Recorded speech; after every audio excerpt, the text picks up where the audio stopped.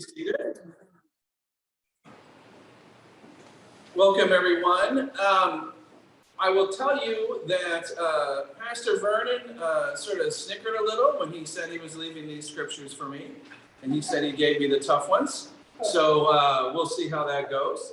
But let me just start off by saying I'm not going to keep it in suspense. My thought on this, naming this sermon the end, and my thought on what these scriptures say to us when taken together is that how we face the end matters. In other words, even if we are unsuccessful perhaps in the outcome that we want to have happen, that doesn't really matter. What really matters is how we face the end. So what do I mean by the end? What end am I talking about? Well, everything from personal to global ends, I think. I turned 50 the other day, which means in 2 weeks I'm turning, or 2 months I'm turning 52. And I know it's a little impolite. I'm looking around the room. I think I'm median. I think I've got about as many people younger than me as older than me that are sitting here watching. And that's not nice to talk about mortality in that context, but I will tell you, it feels like time is moving quicker. Look, Chalice is about to change its location. So that's an end, right? It's an end at this location. But let's not be coy. We've had trouble getting back up over 30 in our post-COVID attendance. So what does that mean? It means that there is a looming end, perhaps. I'm not ready to give up, but it is a looming end that is there. I've been instructed to tread lightly in my following comment, but I think democracy itself is in trouble. And allowing people to vote is a partisan issue. If you take a survey of what is passed in Congress and plot it against what is popular among the citizenry, it does not correlate. Like literally, mathematically, it does not correlate. There's no correlation between the laws that pass and the popularity among the governed. We are seeing, perhaps intentionally, but whether or not it's intentional, tremendous lack of faith in the institutions of our government. A third of the people think the election was wrong last time. They believe it was stolen. A third of the people think the election was stolen. The Supreme Court is at the lowest level of respect it's been since they've started measuring it. We have serious stuff that is being threatened right now. And so I think it is particularly relevant for us to investigate what does it mean to be facing the end. Now, if we'll go to the next slide, I want to use some dramatic themes here, some cinema, to help us sort of get to the emotional place where I'm talking about. So we start off there. On the bottom there, you see Moana. Does anybody know Moana, the movie? Yeah. So what I'm asking you guys to think about now when I'm talking about the end or whatever, you remember Moana was trying to save her village. It was literally about to be consumed by the evil that was coming out from Takam, right? She goes out, she tries to get Maui through the strait, right? And remember, she kept saying over and over again, I'm going to go in there and I'm going to say, my name is Moana. I come from Matanui. Maui, get in my boat. We'll sail across the sea and restore the heart of Te Fiti. But she failed. You guys remember this scene? Maui's fishhook is broken. He's about to leave. She's about to give up the heart of Te Fiti. And it's the darkest hour, right? If you remember that scene, remember how it almost like feels in your gut, the sort of sadness and anxiety of that scene, right? I've also got up here Dead Poets Society. Dead Poets Society is, this is the scene where Mr. Keating, played by Robin Williams, has come back. And he's beaten. He's been fired. The school got all of the students to turn against him. Right? They all testified against him, and he's on his way out. And so this is the same feeling right in your belly, right? Of that like almost sick to your stomach of knowing that they've lost. The last scene that I have there is from Spartacus. And Spartacus is a story about a slave revolt against the Roman Empire. And in this scene, they fail, right? And they're all put together in one spot, and the Romans are coming in to take care of these slaves. And the Romans say to the slaves, the Roman leader says, if you give us the body or the living man named Spartacus, you will be spared crucifixion. I remember that because that's the Roman penalty for being a rebel, is you're crucified. And that's a penalty the Romans give. Something to think about. All three of these are examples of where we're at darkest hours. And with that, let's go to the next slide, because you know what? Our Bible is pretty much written about people dealing with darkest hours. There were two temples. I've shown the picture, one picture of the people, the sort of painting, that's of the first temple being destroyed. And so much of our Bible was written by people responding to that first temple being destroyed. Even bits, the whole book of Deuteronomy was written in response to the exile into Babylon, right? So we have so this darkest hour is a part of it. The second one is a coin that was stamped by the Romans after they destroyed the second temple in 70 AD. Think about that. Think about what would happen if somebody beat you and they destroyed the thing you loved, and then they stamped a coin that now, to use a quarter, it was a commemoration of their destroying the thing that you love so much. What an ultimate level of defeat.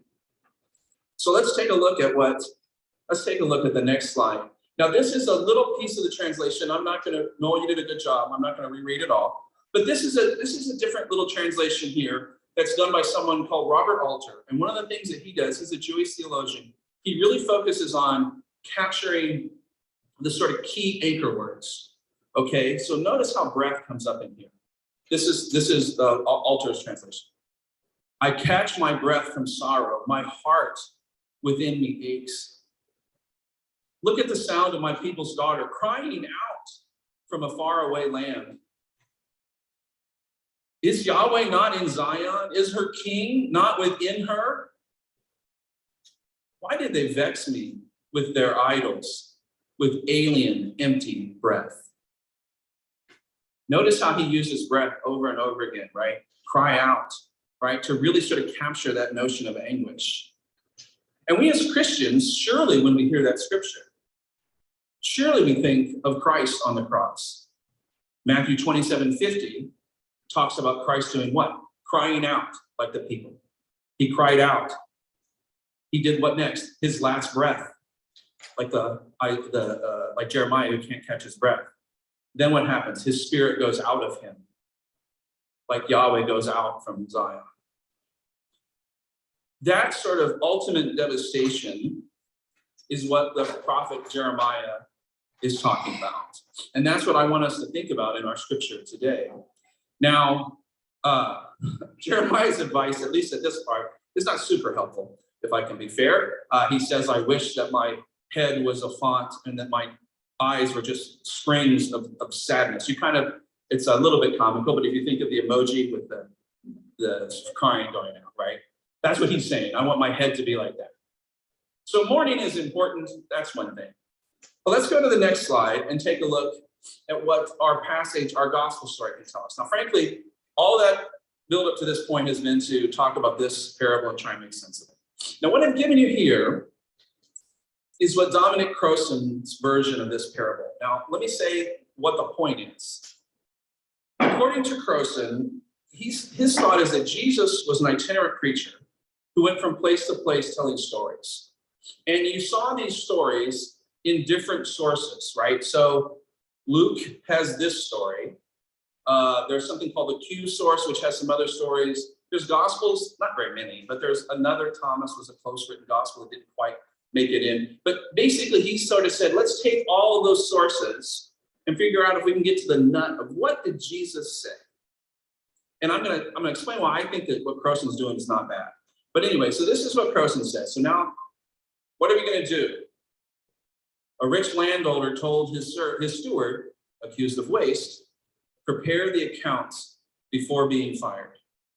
I'm proposing being fired as a pretty significant end for this steward. The steward said to himself, I'm too weak to dig, I'm too proud to beg. So where are my future friends? By the way, my dad, when people used to ask him why he became a minister, he said he was too lazy to work and too scared to steal. I don't know. I don't think he was quoting this, but anyway. The steward said to the debtors, if you owe 100 measures of oil, write 50. If you owe 100 measures of wheat, write 80. And even the landowner, had to praise his prudence. Well, I think it speaks for itself very clearly what it's instructing us to do, right? No, don't feel bad if you don't understand what that scripture means on first pass. And I will submit to you that Luke didn't know what that scripture meant on first pass, because Luke now gives us 4 separate morals to the story. Because the next thing it says is, the children of the world are better with their work than the children of the light. Okay, I see what he's saying. Like the children of the world, like this guy is like shrewd, maybe. I guess. Next, he says, use your money. And in the translation we hear is right. It said, you're ill-gotten, you're untrustworthy, you're unrighteous wealth to make friends. Eek. Okay. So the parable means use your untrustworthy money to make friends.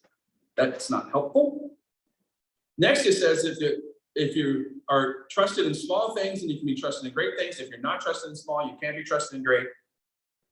Okay, that's a neat aphorism. I think it's true. I think it makes sense. What does it have to do with this story?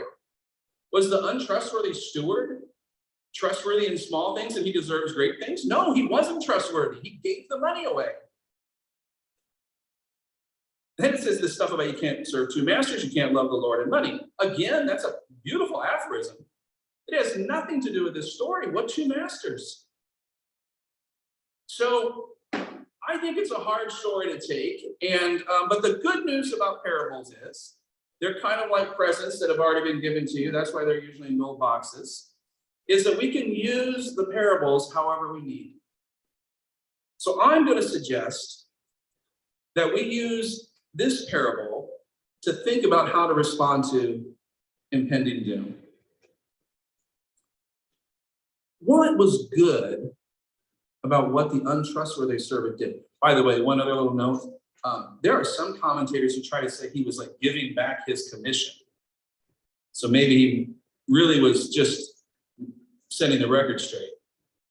There's a real problem with that. It doesn't say that in the story anywhere. Also, it refers to him using the Greek word, we'll throw a little Greek in just so we can check it off, adidikia, which means untrustworthy, unjustified. He's called the untrustworthy steward in the Greek. Sometimes we name parable stuff just because that's a character, right? But this one, that's what he's called in the story. So that's no good. So what is it that the master admires? I'm going to submit that what the master admires is his initiative, his energetic response. And to me, this is what comes now to the topic that I brought it to today. He doesn't give up. He doesn't run away. He thinks outside the box. What can I do? What can I do? What can I do? You know what? Maybe if I do this, and then if I get those guys to agree with me, now they're a part of my scheme. So now they can't tell on me because I've just told them. When the master comes back, he can't go back to them and flip it around. I've just told them that they only owe 50. What's he going to do? He loses a lot of faith. If now he says, no, that guy didn't count. He doesn't give up. He's energetic. He is aggressive at getting the best deal he can for himself. One commentator said this was like he's saying, throw caution to the wind. Maybe he's saying, seize the day. Do the thing. Don't give up. Keep fighting. Let's go to the next slide. And I'm going to invite you again to think about these next scenes in these movies where they wrap up, right? Because when Mr. Keating is as down as he can be, and it's like, how's this movie going to end? And then you see that first foot hit the desk. And then the next one, and then he stands up. Oh, Captain, my captain. Don't you feel that like well up in your heart, in your chest? And they all stand up. Well, actually, they don't all stand up. Some of them stand up and stand with him. In Spartacus, Tony Curtis gets up, right? He's about to confess that he is Spartacus. And before he can get it out, somebody else stands up. I'm Spartacus. I'm Spartacus. I'm Spartacus. I'm Spartacus. All the slaves stand up and say, I'm Spartacus. So they all stand with him. They don't give up. What does Moana do? Well, she decides that she will save her people. And if you notice in the last version, she doesn't say, I am Moana of Motunui, and I will tell you to get in the boat to Maui. What does she say? I am Moana of Motunui. Aboard my boat, I will restore the heart of Te Fiti. Because she didn't give up either. She pushed forward. Now, please note, we don't know how this turns out for these folks. The boys in Dead Poets Society, we don't know when they're standing on their desks if they're going to get expelled or not. They might have still got expelled. Moana wins, right? Moana wins. Moana actually gets the heart of Te Fiti back. She finds out that really Taka's Te Fiti, and then she puts the heart back, saves the day. What happens to the guys in Spartacus? They all get crucified. That's how the movie goes in Spartacus. Let's go to the next one. Let's think about other contexts of similar things, right? We've got, this is Ruby Bridges, who wanted to be educated at a white school. And look at all those crowds shouting at her. Then we have Malala Yousafzai. Do you guys know what Malala wanted? She wanted to know how to read. And so they literally shot her in the head for it. The woman in the Black Lives Matter demonstration, I don't know what happened to her. I actually don't know her name. But she stood up, right? Let's go to the next slide. We have a picture of the Stonewall riots. We have a picture of Dr. King's March for Economic Justice, and we have a picture of the Standing Rock demonstrations. I don't know whether they win. I mean, I know there's greater justice for LGBT now than there was before. I think we've made progress in civil rights, but you'll recall the previous slide about Black Lives Matter was after this march. And as far as justice for Indigenous people in this country, I don't know. I don't know how it's going to end. Go ahead to the next slide and we'll wrap up, because this is the point. It doesn't matter how it ends. Okay? You know what? We don't know if that steward kept his job. I mean, the master could have been impressed with him. Give him a little wink and finger guns. Good job. Smart. I see what you're doing. Get out. That still could have happened, right? We don't know. But the point is that we would rather face the end with this seize the day, with this I will make it happen. I will fight it. I will do the thing. And in that, there's a certain pride and beauty and power in doing that, regardless of the outcome. And so that's what I commend to you today. And I think that's the teaching that Jesus gave his followers when he gave us this really weird parable about a dishonest guy who wouldn't give up. And so that's my advice to you on how to face the end. Amen.